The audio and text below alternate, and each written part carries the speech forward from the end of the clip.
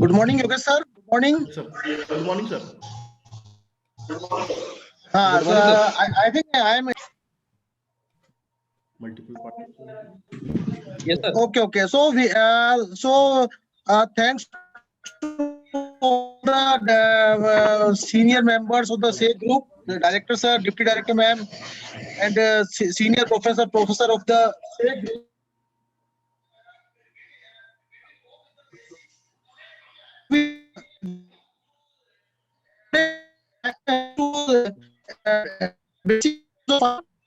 That help basically students and researcher so that they can identify how they can go for patenting, how they can file a patent application, what is the eligibility criteria for patents, and all these things.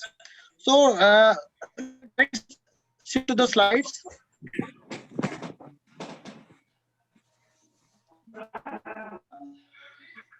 So please check whether it is visible. Slides are visible. Please check, sir. Yes, sir. Please, sir. And now, sir, now I think it's more clear. Now it's okay, sir. हो रही है share हो रहा है। हाँ, Yogesh sir आपके अलावा सबका अनम्यूट कर दीजिए, अदरवाइज तो थोड़ा सा नॉइज इको प्रॉब्लम हो सकता है। अदरवाइज क्या बाय मिस्टेक भी कई बार क्या इको प्रॉब्लम आ जाती है जी।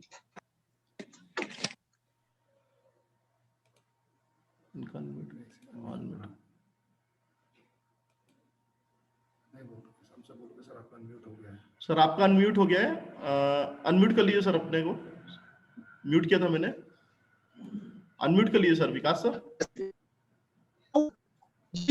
अनम्यूट कर लीजिए sir ji sir. Yes sir. Sir unmute है, मुझे लगता है अनम्यूट है, 1 second. Yes sir, yes sir, voice clear है, वॉइस क्लियर है सर। ठीक है। सो सभी को बहुत बहुत नमस्कार, और today we will be able to understand what are the basics of patenting and how to go about patent filing. So my topic is patent filing and drafting in Indian context. हम लोग Indian context में, India में क्या rules regulation है, India में कैसे draft, और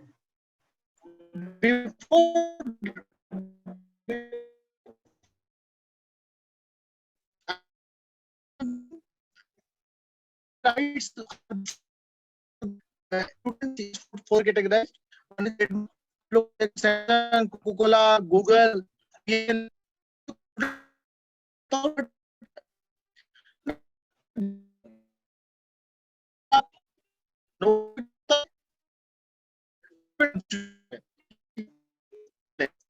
paper को प्रेजेंट किया है, उस इंफॉर्मेशन प्रेजेंट किया है, उस पे आप कॉपीराइट होता है।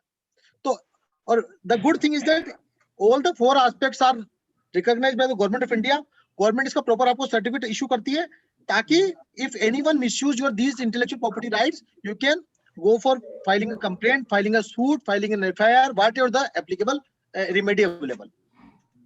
सो हमें ध्यान रखना है कि ये चारों जो भी इंटेलेक्चुअल प्रॉपर्टीज हैं आपकी, गवर्नमेंट के द्वारा रिकॉग्नाइज है, गवर्नमेंट इसको रिकॉग्नाइज करती है, गवर्नमेंट इसको एंडोर्स करती है और आपको राइट ग्रांट करती है। ठीक है,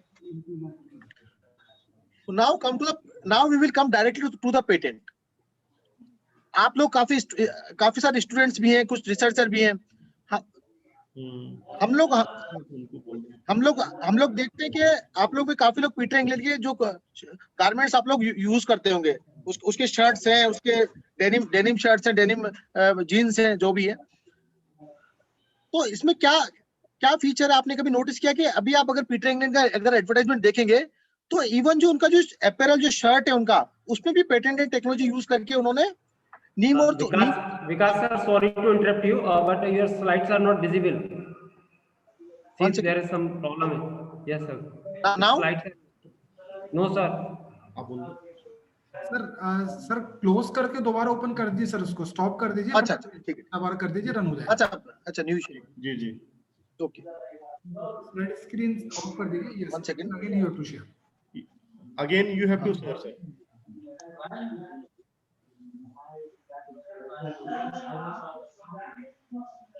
yes sir, yes sir, yes sir, it is, लेकिन ऐसा प्रॉब्लम आ गया। ठीक है, yes sir, now it is okay sir. yes sir, yes sir, yes sir। Okay, सो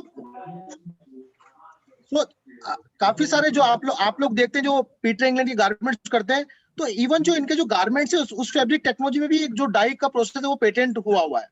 लेकिन हम लोग कभी इसको गौर नहीं कर पाते कि हमारे आसपास पेटेंट्स के इतने सारे एग्जांपल्स है, लेकिन कभी हम समझ नहीं पाते कि ये इश्यूज क्या है।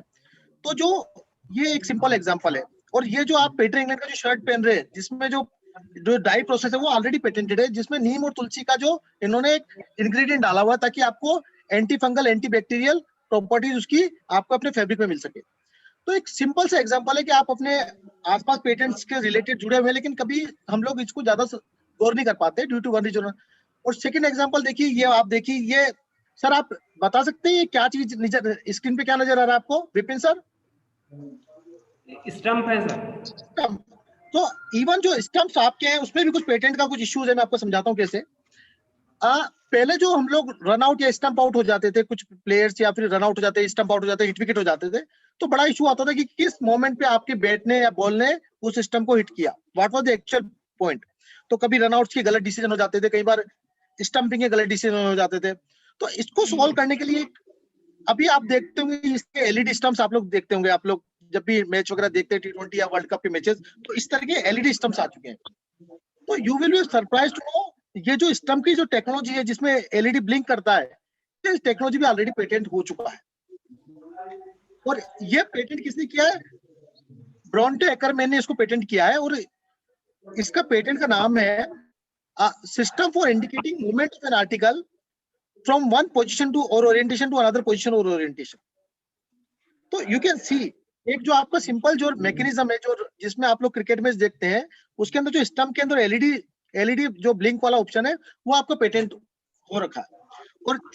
और इन्होंने कहाँ का पेटेंट कराया हुआ? जिस कंट्री में क्रिकेट मैचेस होते हैं, including India, Australia, New Zealand, south Africa, every country, and also in the countries like south Africa, Sharjah, जहां पर भी मैचेस। अब जब ये पेटेंट मिस्टर ब्रोंटे को मिल चुका है, जब ब्रोंटे सर कुछ बैकग्राउंड नॉइज आ रहा है कहीं से?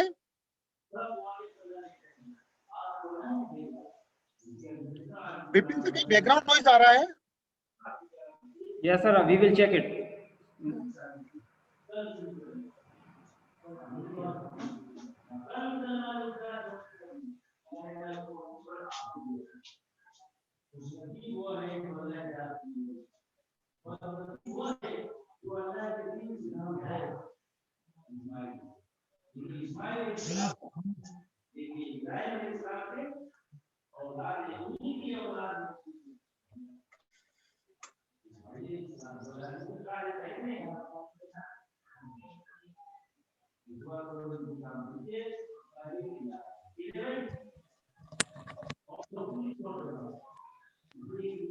विपिन सर म्यूट ऑल कर दीजिएगा एक बार।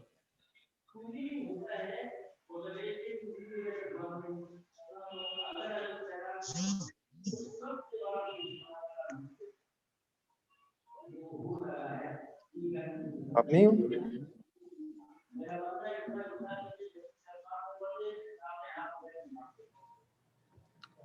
नॉइस आ रही है। सनाउल्लाह है जी, इनको म्यूट कर दीजिए सर। कर दिया सर, उनको कर दिया। इनके यहाँ से आ रही है। हाँ कर दिया सर, कर दिया। म्यूट कर दे सर। कर दिया।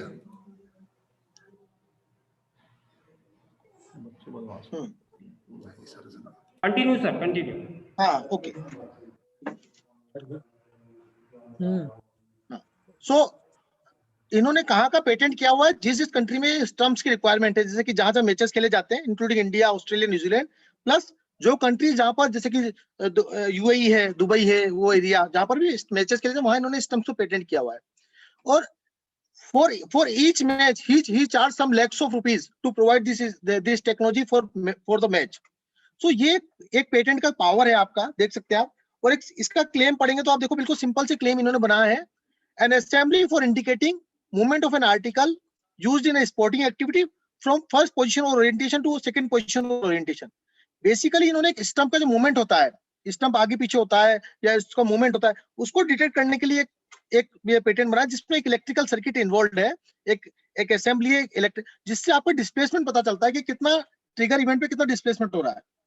तो इससे आपको exact point you can capture the actual moment on which the ball hit the stump. तो आप एग्जैक्ट बता सकते हैं कि रन आउट हुआ है नहीं हुआ, स्टंप आउट किस मोमेंट पे हुआ है। तो ये छोटी छोटी चीजें जो आपके आसपास है, तो आप कभी ऑब्जर्व कीजिए। पेटेंट्स के काफी सारे एप्लीकेशन से काफी लोग इससे पैसा भी बना रहे हैं, अपनी गुडविल भी बना रहे हैं, everything is there. Now basically अगर आप पेटेंट्स की बात करें तो patents basically for these are granted for inventions which may be either a new product or a new process. So आपका apparatus, आपका सिस्टम, आपका प्रोडक्ट, आपका डिवाइस, आपका प्रोसेस और मेथड, ये पेटेंट आपका हो सकता है।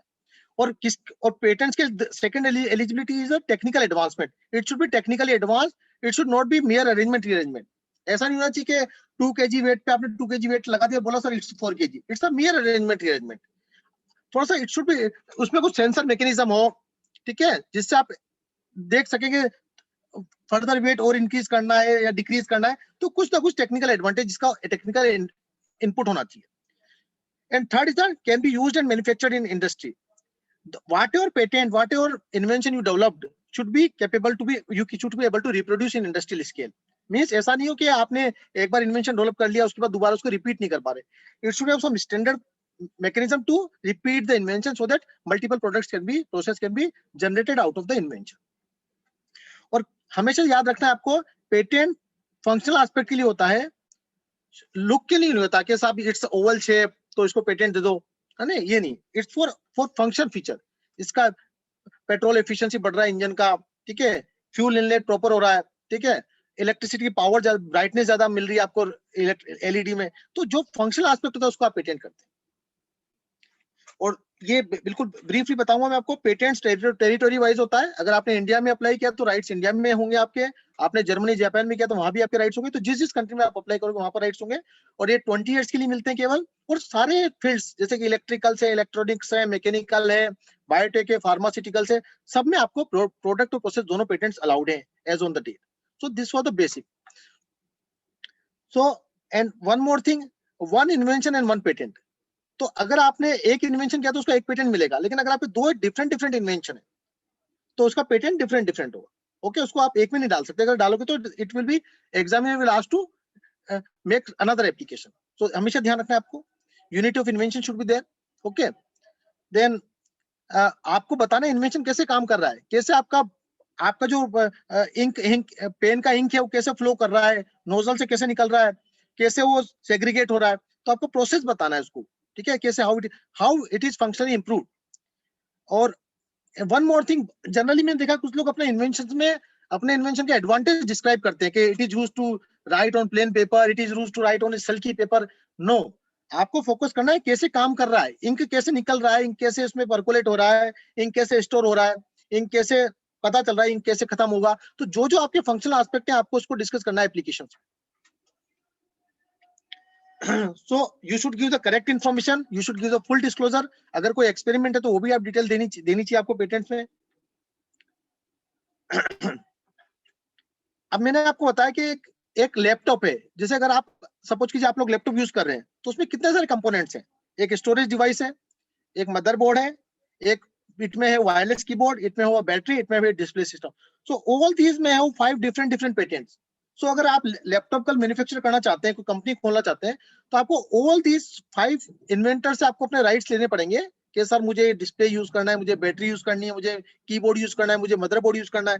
तो इसलिए कहते हैं एक प्रोडक्ट के अंदर मल्टीपल पेटेंट्स हो सकते हैं, लेकिन उनका पेटेंट डिफरेंट अलग अलग टाइम पे अलग अलग तरीके से फाइल हो। और पेटेंट जरूरी है, it's not mandatory that patent should be on very high technology. आप अगर सिंपल आपका domestic prototype can be a patent. जैसे आप देखेंगे अफ्रीकन कंट्रीज में जहां पर इलेक्ट्रिसिटी पावर की बड़ी शॉर्टेज है, तो वहां पर एक इन्वेंटर ने इतना सिंपल से इन्वेंशन बनाया है। उसने एक पोर्ट लिया, इनर पोर्ट और आउटर पोर्ट, और दोनों पोर्ट के बीच में सेंड आप देख सकते हैं, यहाँ पर उन्होंने सेंड आपका यहाँ पर सेंड रख दिया है बीच में, आप देख सकते हैं सेंड पार्ट। अब सेंड के अंदर उन्होंने वाटर पर्कुलेट कर दिया और ऊपर से डैम्प क्लॉथ से ढक दिया। तो इसके अंदर जो भी सब्जियां होगी वो हमेशा 5 से 7 दिन तक पेरिश नहीं होगी, खराब नहीं होंगी। क्यों? क्योंकि अंदर आपको कूलिंग इफेक्ट मिलेगा, क्योंकि हीट ऑलरेडी ट्रांसफर हो चुकी है ऑपरेशन के थ्रू। तो ये सिंपल टेक्निक्स हैं जिससे आपको मतलब जो आपका इन्वेंशन हो सकता है। अब ये देखिए आप example, you can see how यहाँ पर इन्होंने सब्जियां, इन्होंने अपने वेजिटेबल्स, फ्रूट्स रख रखे हैं, और एक यहाँ देखिए आप कैसे सैंड को, ग्रेवल सैंड रख रखी 2 पॉट के बीच में, और पानी डाल दिया, ऊपर से डैम्प क्लॉथ रख दिया। तो एक सिंपल सा आपका एक simple innovation can be A patented invention. इसमें वो जरूरी नहीं बहुत ज्यादा टेक्निक लगानी पड़े आपको। दूसरा, अगर आपने एक फुटवेयर बनाया है जो एक्सपांड हो सकता है और कॉन्ट्रास्ट मतलब कॉन्ट्रास्ट हो सकता है, मतलब छोटा हो सकता है, बड़ा हो सकता है। अब कई बार आपने देखा होगा घर में, हम अभी तो ठीक है भाई, कुछ कंट्रीज में भी बहुत सारे इश्यूज हैं, लोगों के पास रहने प्रॉपर क्लोथिंग नहीं है, प्रॉपर फूड नहीं है, प्रॉपर कपड़े नहीं है, इवन फुटवेयर नहीं है। तो एक इन्वेंटर कैंटनली इन्होंने रियलाइज किया कि एक छोटी बच्ची है जो शूज बहुत छोटे हैं उसने देखा कि ये बहुत छोटे शूज हो गए, तो उन्होंने वो यूज नहीं कर पा रही थी उसको, तो उन्होंने एक इस आइडिया से इन्वेंट किया कि footwear can be expandable as well as it should be contractable, मतलब उसको छोटा भी कर सकते हो, बड़ा भी कर सकते हो। आपने 3 पॉइंट्स इन्होंने दिए हैं, और 3 पॉइंट्स के थ्रू इसको बड़ा भी कर, इस शूज को बड़ा कर सकते हैं, छोटा कस्टमाइज कर सकते हैं, ताकि फैमिली का कोई भी मेंबर इसको इजीली पहन सके, इसको यूज कर सके। तो एक छोटे छोटे इश्यूज हैं जो आप पेटेंट्स की तरफ जा सकते हैं। ठीक है, अब नाउ ये हमने आपको बता दिया है कि पेटेंट्स क्या क्या हो सकते हैं। It should be novel, it should be technically advance, it should be useful, okay, then only patent will be granted. जिसको एक एग्जांपल देता हूं, we were using iron material for any production like bicycle, for automobiles. Now हम लोग क्या use कर रहे हैं, कार्बन फाइबर एलॉय। तो this the carbon fibre alloy is novel metal, तो इट्स अ नोवेल्टी। और अब आप देखते हैं, पहले आप CFL यूज करते थे, अब LED यूज कर रहे हैं। तो now LED is a, you are getting higher brightness on the same voltage. तो ये आपका इन्वेंटिव एस्पेक्ट है, क्योंकि देखिए आप वोल्टेज सेम है लेकिन ब्राइटनेस आपको जब ज्यादा मिल रही है, तो आपका किसमें आएगा, इंडस्ट्रियल इन्वेंटिव एस्पेक्ट में, क्योंकि सेम वोल्टेज में अगर आपको ज्यादा ब्राइटनेस मिल रही है, तो it means you are getting some inventive product. So it can be process, it can be machine, it can be article of manufacture, it can be composition of matter, it can be new and useful improvement।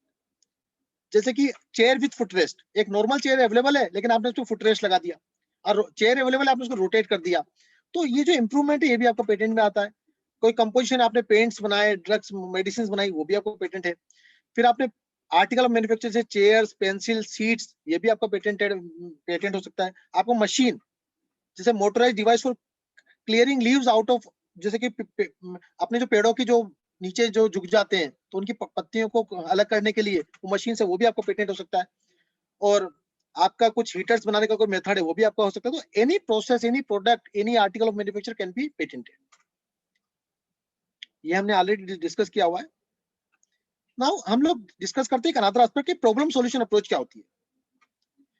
अब ये देखिए आप, this is a bicycle stand, okay. तो problem क्या है इसमें कि bicycle की जितनी लेंथ होगी, उसकी हॉरिजॉन्टल लेंथ, उतनी स्पेस आपको पार्किंग के लिए चाहिए।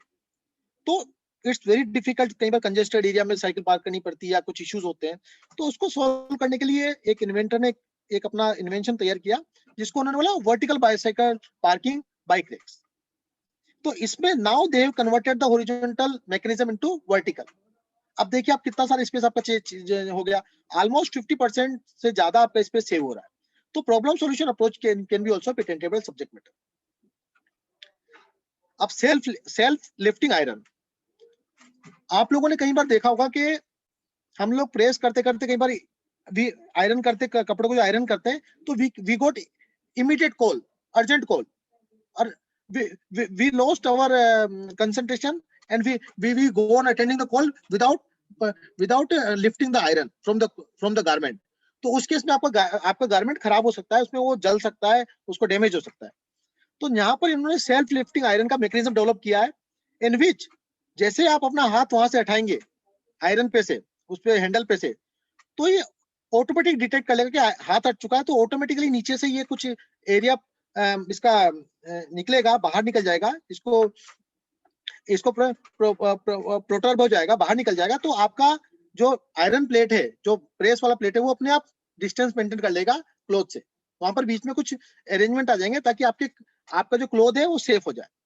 तो इस तरह के जो अरेंजमेंट होते हैं वो पेटेंट देखिए आप यहाँ पर देखिए, ये प्रोटर्बेंस बाहर निकल जाएगा और आपका कपड़ा, आपका जो गारमेंट है और आपका आयरन प्लेट है वो अलग अलग हो जाएंगे। तो उससे आपका कपड़ा डैमेज होने से बच जाएगा। इसका क्लेम देख सकते हैं आप, an iron comprising an electrically heated sole plate, a handle, a separate, please यहाँ पर देखिएगा आप, a separation mechanism including at least one lifting leg for lifting the bottom of the surface of the said heated sole plate away from the supporting surface. So यहाँ पर एक वो जो हमने मैकेनिज्म लिफ्टिंग लेग लगा रखा था कि आपका आयरन ऊपर हो जाए, लिफ्ट हो जाए लेग के थ्रू, ठीक है। और यहाँ पर सेंसर लगा, sensor dispose in the said handle providing for the control of the said separate mechanism wherein the said sensor detects the hand of the user. तो वो डिटेक्ट करेगा कि हैंड अगर है तो प्लेट अपने आप रेगुलर यूज में आ जाएगी। जैसे आपका वो आपका हाथ हटेगा तो सेंसर डिटेक्ट कर देगा और वो लेग को नीचे ले आएगा और आपका क्लॉथ डैमेज होने से बच जाएगा, आपका गारमेंट या क्लॉथ जो भी है जिसको आपको सब्जेक्ट टू प्रेस। तो जैसे आपका यूजर हाथ को रिलीज करता है तो सेंसर सिग्नल देता है सेपरेट करने के लिए, और जैसे आपका हाथ आता है तो सेंसर सिग्नल करता है to continue the ironing process. तो एक सिंपल सा एक क्लेम है आपका। फिर cloth iron with auto shut off. तो कई बार ऐसा होता है कि आप लोग प्रेस कर रहे हैं, ये एक अलग मैकेनिज्म हो सकता है। इस केस में क्या है, इस केस में आपको लेग अरेंजमेंट नहीं है, इसमें आपका अलग अरेंजमेंट है। इस केस में क्या है, जैसे आपका हाथ वहां से हटेगा हैंडल से तो ऑटोमेटिकली आपकी प्रेस डिस्कनेक्ट हो जाएगी, तो आपको टेम्परेचर ऑटोमेटिक रिड्यूस हो जाएगा और आपका कपड़ा डैमेज होने से बच जाएगा। तो डिफरेंट तरीके हैं, ठीक है। तो a touch sensor mounted on the handle of the portion wherein the timer is configured to turn off the iron after predetermined time when the touch sensor detect the grip release. जैसे आपका grip release हुआ तो detect कर लेगा, अगर 2-3 second से ज्यादा हो गया तो फिर क्या करेगा, ऑटोमेटिक डिस्कनेक्ट कर देगा। तो ये इस तरह के जो एस्पेक्ट्स हैं जिसको हम पेटेंट में कवर कर सकते हैं, जिससे पब्लिक यूटिलिटी होती है, एक सोसाइटी को बेनिफिट मिलता है और एक इन्वेंटिव एस्पेक्ट होता है। तो पहले जो अब देखिए यहाँ पर हमने डिफाइन किया does not have touch sensor on the handle. तो कंप्यूटर डिजाइन नॉर्मल है, लेकिन हमारे डिजाइन में क्या है, सेंसर है। उनके पास सेंसर नहीं है, हमारे पास सेंसर है, तो हमारा ये डिफरेंस हो गया। तो इस डिफरेंस को हम लोग पेटेंट में कवर कर सकते हैं। तो this was the all about this. Now कुछ चीजें ऐसी जो पेटेंट के बाहर है जिसको आप पेटेंट नहीं कर सकते, सम आर नॉन पेटेंटेबल। जैसे परपेचुअल मशीन है, तो अगर आप कहते हैं कि मेरा आउटपुट 100% इनपुट से ज्यादा है तो वो भी आपका नॉन पेटेंटेबल में है।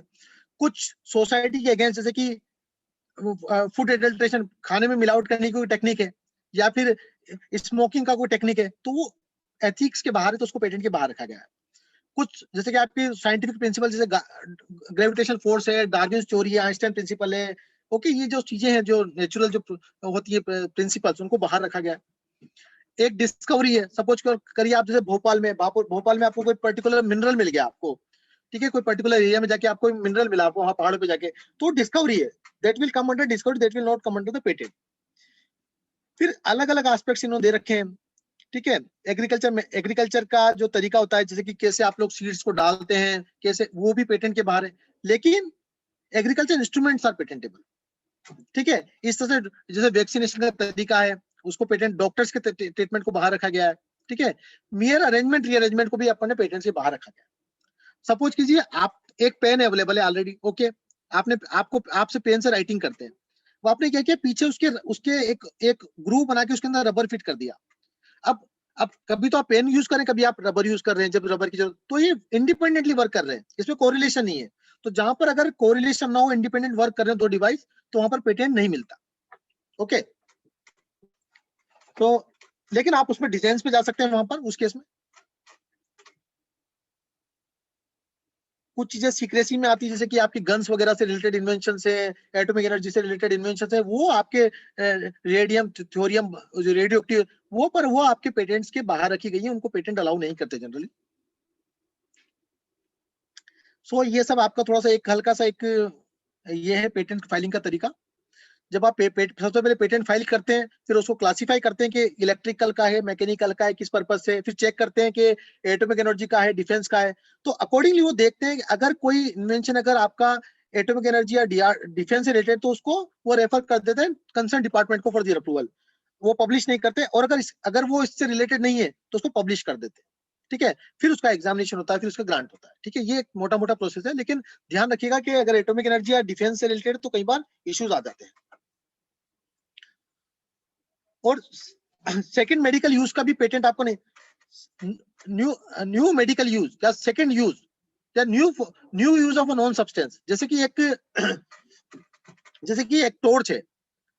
अब एक टॉर्च को सपोज करो आप लाइटिंग में काम ले रहे हो जहां पर अंधेरा है, लेकिन अब उसी टॉर्च की गर्मी से अगर आप सपोज करो आप कोई हीलिंग कर रहे हो, तो सेकंड मेडिकल यूज है, क्योंकि already torch is available, its function is available, आपने उसको कल सेकंड यूज बोला है। तो इंडिया में सेकंड यूज अलाउड नहीं है। यू कैन नॉट से कि भी, अब जैसे आपका चेयर है, चेयर जनरली आप लोग सिटिंग में काम लेते हो, जैसे जिसमें आपको ह्यूमन बीइंग सिटिंग के लिए, अब उस पर आपने अपना कुछ प्रिंटर रख दिया, तो उसका यूज आपने you change the use but you know change the feature of the product, तो वहां पर आपको पेटेंट नहीं मिलेगा। इसी तरह मेडिसिन में देखिए आप, जैसे कुछ लोग जैसे कि एस्पिरिन है तो एनाल्जेसिक के लिए पर्पज होती है, तो कुछ लोग कहते हैं साहब हम सेम एस्पिरिन को कार्डियोवास्कुलर के लिए यूज करना चाहते हैं, तो आपने क्या बोला है, you only identified the new medical use, आपने इसमें कोई इन्वेंशन नहीं किया, आपने इसको सेकंड मेडिकल यूज दिया है, only you identified the use, तो use claims are not allowed in India, so patent यहाँ पर नहीं मिलेगा। ठीक है, जैसे हाइड्रोक्सीक्लोरोक्विन, अभी आपने देखा होगा कोविड सिचुएशन में, आपने देखा होगा काफी लोगों ने हाइड्रोक्सीक्लोरोक्विन यूज करी, लेकिन चूंकि फॉर्मुलेशन ऑलरेडी नोन था मलेरिया के लिए और आपने केवल इसको शिफ्ट कर दिया कोविड सिचुएशन के लिए, तो you have already identified the new medical use, तो वहां पर पेटेंट का कोई स्कोप नहीं है इंडियन कॉन्टेक्स्ट। और आप पेटेंट्स को दो तरह से फाइल कर सकते हैं, अगर आपका इन्वेंशन कंप्लीट नहीं है, if you are short of data, कुछ आपको इन्फॉर्मेशन मिसिंग है, आपको लगता है कुछ और अभी एक्सपेरिमेंट्स बाकी हैं, कुछ और रिजल्ट्स बाकी हैं, तो उस केस में केवल आप एक प्रोविजनल अप्लाई कर सकते हैं with the bare minimum information, with one embodiment how the invention can work, okay, but within 12 months you need to give the complete data, like what is the experiment, what are the results, what are the readings, इसके क्या क्या output आ रहे हैं, कितनी efficiency, कितने temperature पे कितनी efficiency आ रही है, ठीक है, कितने इवेपोरेशन पे कितनी एफिशिएंसी आ रही है, ठीक है, तो वो आपको लास्ट में आपको within 12 month you need to file the complete patent application, तो आपको 12 मंथ का ग्रेस पीरियड मिलता है। तो इट्स गुड, अगर आपको लगता है कि मेरा इन्वेंशन बन सकता है तो आप प्रोविजनल अप्लाई करके फिर कंप्लीट पे जा सकते हैं। और if you are sure that your invention is final, अब इसमें कुछ ऐड और डिलीट नहीं करना, तो then you can go for complete, direct complete. इसके काफी एडवांटेज है प्रोविजनल के।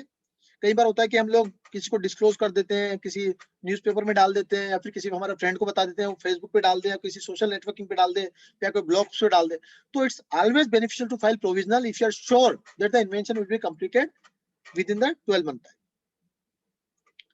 सो ये एक स्ट्रक्चर होता है पेटेंट्स का, टाइटल होता है, एक फील्ड ऑफ इन्वेंशन होता है, बैकग्राउंड्स होते हैं, फिर ऑब्जेक्ट्स होते हैं, फिर समरी होती है।